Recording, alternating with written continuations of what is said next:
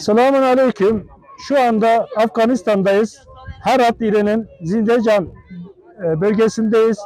Şu gördüğünüz Keşkül depremden etkilenen Girmiş köyden bir köy ve buradaki evler tamamıyla harap olmuş. Bu gördüğünüz vatandaşlar şu anda çadırlarda kalıyorlar. Biz de 4 ortak yardım kuruluşu olarak bu kardeşlerimize şu anda birazdan nakit dağıtacağız. Avrupa Yetim Eli, İHO Ebrar, Yetimler Vakfı ve Umut Kervanı olarak bu kardeşlerimizin yanında olduğumuzu göstereceğiz ve zarflara koyduğumuz nakit yardımları inşallah Teala kardeşlerimize dağıtacağız.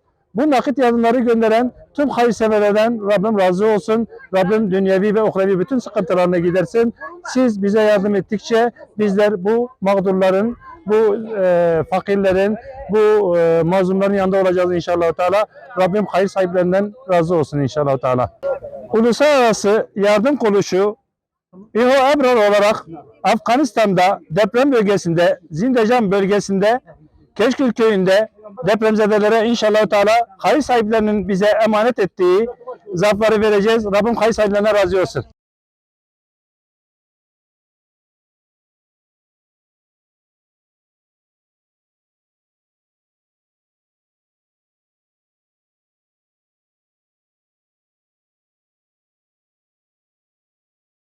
Değerli kardeşler, kardeşimizin de dediği gibi köydeyiz ve nakit yardım yapıyoruz. 4 yardım kuruluşu olarak Avrupa Yetim Eli'nin bize göndermiş olduğu nakit paraları inşallah buradaki depremzede kardeşlerimize ulaştırıyoruz. Rabbim onlardan razı olsun inşallah. Bismillahirrahmanirrahim. Yes.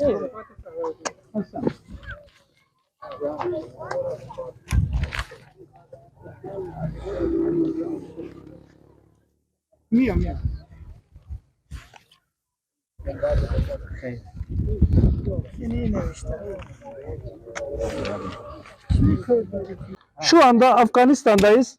Depremin merkezi Zindecan'dayız. Keşkül köyündeyiz. Şu gördüğünüz yerde depremden tamamıyla etkilenmiş, evleri tamamıyla yıkılmış köylüler var ve onlara nakit yardımda bulunacağız inşallah Teala. Hayır sahiplerinin bize vermiş olduğu nakitleri birazdan bu kardeşlerimize dağıtacağız. Rabbim hayır sahiplerinden razı olsun. Miramat. Bidim Ahmad. Hop.